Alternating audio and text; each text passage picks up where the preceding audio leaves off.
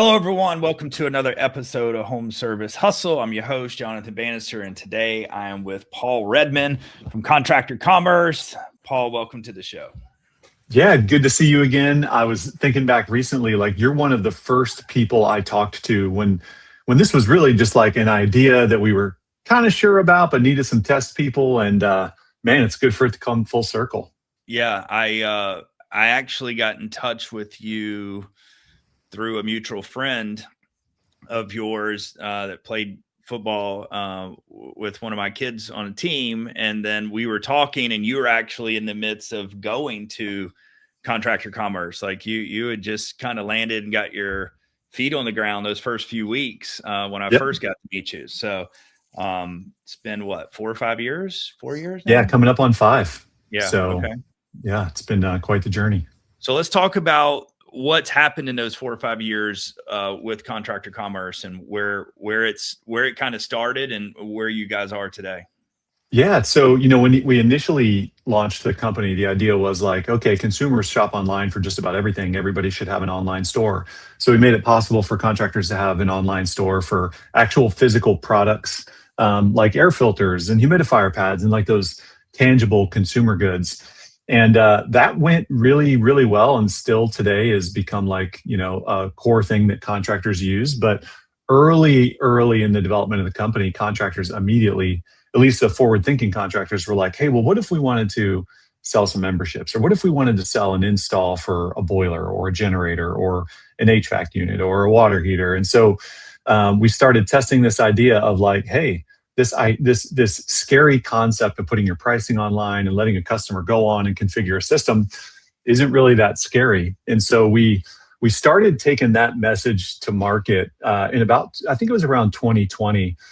And man, it was like, I think the analogy is like pushing a rope or pushing a boulder up a hill. Like that was not a popular concept at all. The entire home services industry has been built around this idea that you have to go into the home to drive value and really justify the price for what you're going to charge for something. And so, but like in any change, the early adopters got on board and they tested it and tried it and rolled it out and found out that it's not that scary. And so that was 2021, and it's no longer something that is like pushing a rope uphill. I mean, contractors come to us every day because the light bulb is on that, like, man, the way I shop for everything has changed. The way that consumers shop for everything has changed. So let's do it. So that's the flyby version of how we took this idea of having a product store to a store that can facilitate the buying journey for any physical or service related project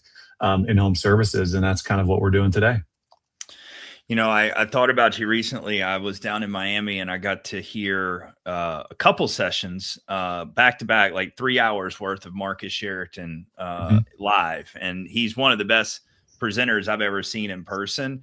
But I thought about you a lot because he just he was just drilling down the importance of transparency with your pricing. And he was like, I don't care what industry you're in. He goes, and I go speaking around the country all the time. People go, well, Marcus, you don't understand my industry, right? So this is the home service pays. You don't understand. I've got to get in the home. And he goes, listen, I don't care what space you're in. It does not matter. He's like, people are used to buying on Amazon and everything else. They want upfront pricing. And more importantly, if those talking points haven't changed people's mind, it should be the one that the analogy I've been given is, listen, we're only a few months away, 6 to 18 months where the average person is going to operate like this, because no one used Google the way that we've used for the last 15 years up until the education got in, the billions of dollars in ad spend was just Google it. There's an app for that. Like we got conditioned and trained to how we operate today, but here very soon it's going to be, hey, AI, listen, I'm off on Tuesday of next week and I'm only available up to 1 p.m., but I really got to get my hot water heater, tankless water heater flushed. And I've been kicking this can down the road, but can you find me a plumber that can come out and do a hot water heater flush next Tuesday before 8 to 1 p.m., go ahead and get some prices for me and do some, tell me who the best company is and go ahead and get it booked for me and let me know when that's done. Right. And like, they're not 100%. going to a website. They're not going to read the reviews. There's going to be an agent that's going to do it for them. But if that agent cannot get clear upfront pricing to what their master asked him to go do, then it's just going to jump to the next one. And we're actually seeing it right now on the get a instant quote from Google's AI. Have you seen that? Yep. Right. And so I ran it for a couple of my clients to show them how it worked. And luckily I was on the phone with them and I put in the information in their zip code. And of course they were in the top 3 of Google Maps. So it was like taking the top 8 or 10 and calling. And they ran out. They heard the phone ring. They ran out real quick. Their CSR had already slammed down the phone on Google's AI. Luckily, so many people must have done that Google called them back a second time. And the general manager was able to take the call and respond to the AI. But when it sent me the email back, only 3 out of the 10 companies that Google tried to call was either answered or gave a pricing, what they wanted over the phone. And so like, I'm telling you, it's here. And if people don't get their head out the snow here soon, it's going to bite them in the ass big time. It is. It's actually, when we look back at the early days of the company, like we knew we were going to grow because we work hard and we've got great people and we got a great market and all the sort of things that we have. But one of the things we used to say is like, man, we know there's going to be some surprises. And those surprises are either going to be, major headwinds or potentially catastrophic, or they're going to be major tailwinds and going to pull us into new markets. And this whole AI agent search thing has been the biggest propellant of our growth, because contractors know that, I mean, just on a very minimal level, you have to start, like Marcus Sheridan says, if they're asking, you have to answer, right? So that's like step one. The next piece is contractors need to have the tools, technology, and capability to be able to handle agentic search, which is what you just said. Like, hey, find me a local contractor who can install a water heater next Thursday between 8 and 1, get me a couple prices and pick the best one. And that's an extreme example that is kind of an outlier edge case now, but is 100% technically possible and we need to build for. No, I get it. And what do you think what do you think that hesitation still is for those, I know y'all aren't pushing the boulder uphill necessarily, but I don't think it's flying down the other side of the hill full steam ahead either. So the people that are still hesitant, like what are some of those reasons that you're hearing? As it relates specifically to putting your pricing online, one, it's just it's a lack of understanding of what they actually need to do. And an example of that would be some contractors, a core part of the market, thinks that they're taking their entire retail price book and their entire flat rate price book and publishing it to the world. Mm-hmm. That is not what they're doing. What they're doing is creating a catalog of kind of good, better, best, small, medium, and large, not to oversimplify it, but of things that fit 90 to 95% use cases for residential consumers, right? And on the big stuff. So that's step one. The other part is like contractors are still afraid that their competitors are going to see their price. And like, that is just one, they already can see your price. They're already getting it. And if they're not getting it from, a copy or a picture of an invoice or an estimate, they're getting it some other way. And I'd say those are the primary things. I will, it is interesting.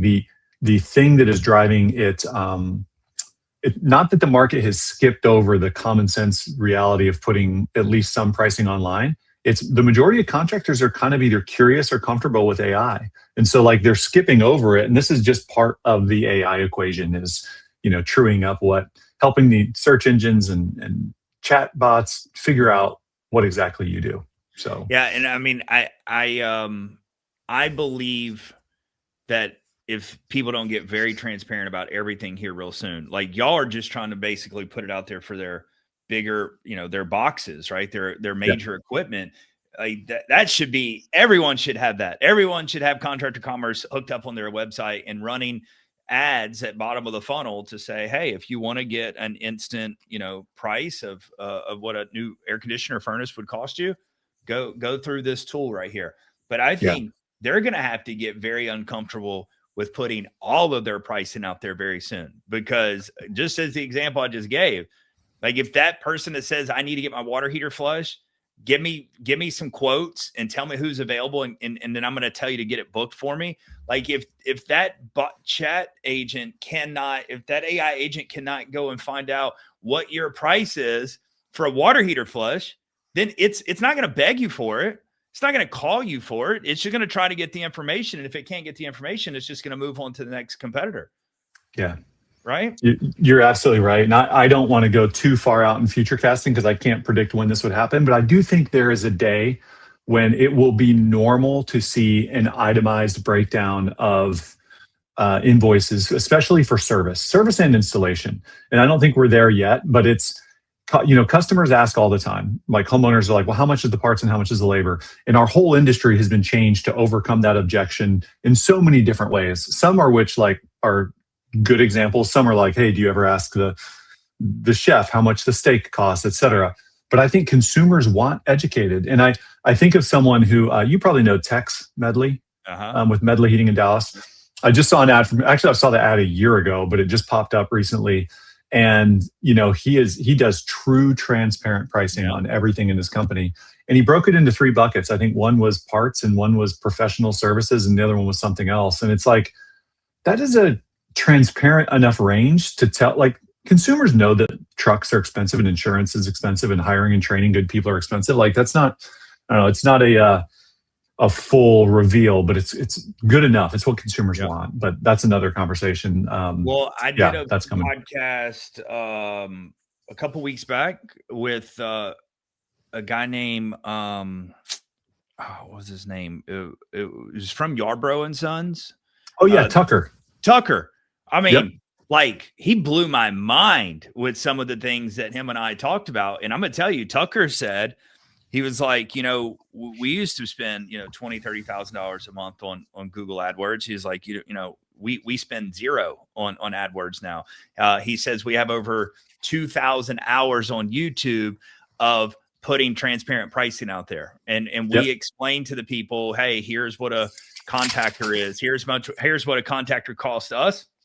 But here's why we have to charge you the price that we have to charge it. And he says that has obviously helped them tremendously with the EEAT and Google's algorithm and everything else, because it's rewarded them greatly as far as search coming to their website traffic. But also he says that the future customers of theirs that are seeing that content, it just brings their walls down. Like, totally. They don't, a lot of times they don't understand what all the parts and pricing and stuff is, but they just go, hey, this is a company I can trust, because if you're willing to break down and show me what it cost you and what you have to charge us, that's who I want to have in my home for all future things. And I was like, wow, man, that just makes a lot of sense.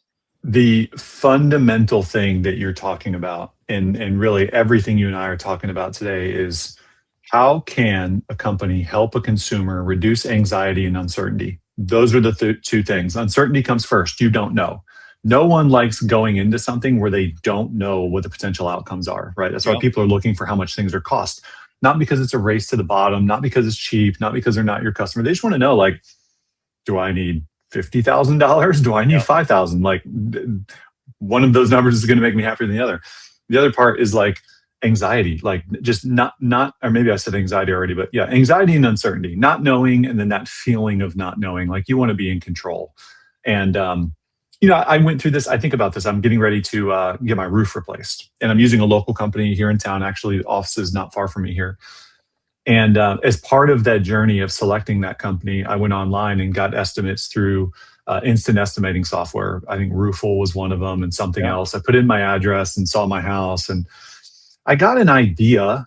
It wasn't an exact number. I still had to have someone out to the home, but I think they said it was, I don't know, $15,000 or $18,000. And that just kind of like told me, okay, all right, I see how much this job costs without insurance. And then when I called the actual contractor out locally, 15, 16, right in that range. But when I called them out, when they were in my house, my whole mentality was different, because I knew, like, I already know what the worst case scenario is. Like Right. I like these guys. I want to do business with them. I like this guy who's climbing on my roof and doing, Yeah. and it was just a matter of selecting them at that time. So yeah, it's a normal thing. Reduce anxiety, reduce uncertainty. And I don't I'm still, after talking to Tucker, like I'm trying to understand what the big secret is. Like, your pricing Mhm. is your pricing. Mark up what you need to on parts and labor or whatever, but if they want to work with you, people have to understand. If you want to take the steak analogy, well, you if you ask that chef, well, how much did the steak cost you? But the steak at Outback and the steak at Three Forks in Dallas are going to be completely different steaks. They're going to Yeah, be completely different pricing. But if you even look at chains, Texas Roadhouse their steaks may be completely different pricing than Outbacks. Like, so yeah, you don't know. So to say what we get our parts and supplies for may not be what the other guy does. Our warranties may be better, but you got to go out and articulate that yes. and explain that to the customers that are unknown to it. Because if they just generically go and put in that part that you put on your invoice and they see that it costs $6 on Amazon, then that's all they're tying it back to, is the $500 bill you gave them to a $6 part, and you've done nothing to bridge that gap. Yeah, totally. And I think that the services industry should look, or home services industry should look at the auto industry. The auto industry went through this 10 years ago. And Yeah. like, you wouldn't go to an auto repair shop and just be given one flat iron. Like, you get a lined item invoice of what's going on. And no one's asking like, how much is the electric bill here at this Ford Yeah. dealership or whatever. Like, people get it. But yeah, I think there's an expectation that should be a bit more transparent. So what does the future look like for contractor commerce? What are y'all working on? How are y'all tying AI into it? And what can people expect next? When we first built the company, we put all of our effort into helping humans go through a contractor's website to buy something, whether that buying something was a physical product or, again, like going through the buying process for a large appliance. In the last year or so, we've had to not necessarily pivot, but we've had to invest quite a bit of time in, hey, we don't have to teach humans this anymore. We have to teach these AI agents how to go into, All Hearts Heating and get a price on a system and give it to a consumer. Mhm. This next phase of our company is more about creating this, kind of like AI powered smart store experience that is customized to the searcher, to the homeowner. That basically uses our data and our intelligence and all the things we've gathered doing billions of estimates over the years to create a world class experience for the customer on the contractor website. So every contractor, our still thesis is the same. Every contractor will have an online store. We hope that it's contractor commerce. And if it's contractor commerce, it'll use all of the latest and greatest AI powered capabilities to make it an awesome experience that converts higher for the contractor. That's the goal. And so the agents will just be able to get a much more accurate pricing than what's available today on their basic price book of good, better, best.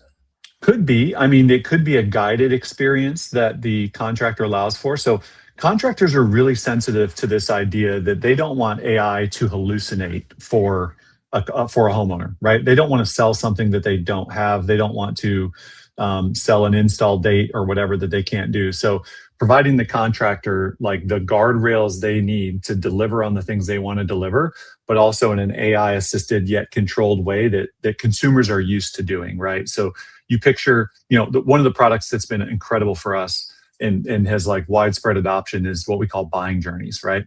Answer a few questions, get a good, better, best estimate. That good, better, best estimate creates a top of funnel kind of function for the contractor and gets them in Yeah. the home more.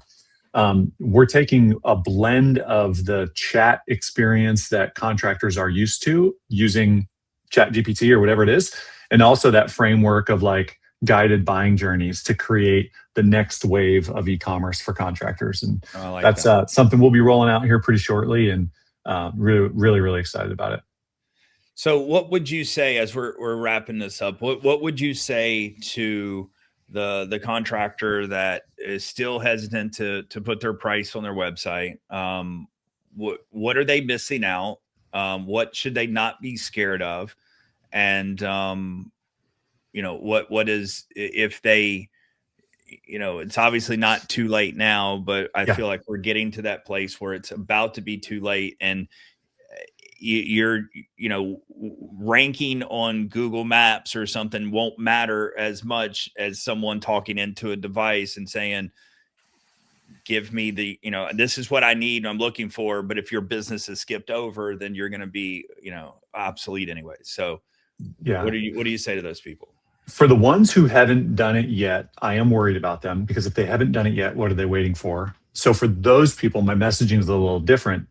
I'd want them to start small. So if you're an HVAC company who, maybe, let's say you've got 5 or 6 techs and you've got a plumber or a plumbing department, let's start with let's see what happens when you give a consumer the ability to get a good, better, best quote on a water heater change out, or a tank to tankless, or tank to tankless conversion. Yeah.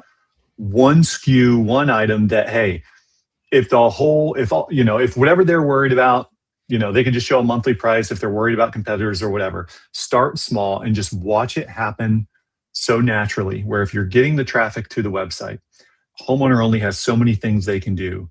You will create more opportunities. So I would start with like those ancillary things, and then scale into like, oh, well, what if we added some couple of HVAC buying journeys or some drain cleaning options or SKUs? I would start there. But I would ask myself, like, if, back to what Marcus Sheridan said, like, if the customers are searching for it and you're not giving it to them, they will find it elsewhere. And that is just a harsh reality that has been true before and is going to be even more true going forward. I agree. Anything you want to close us out with on speaking to our target audience, who we speak to?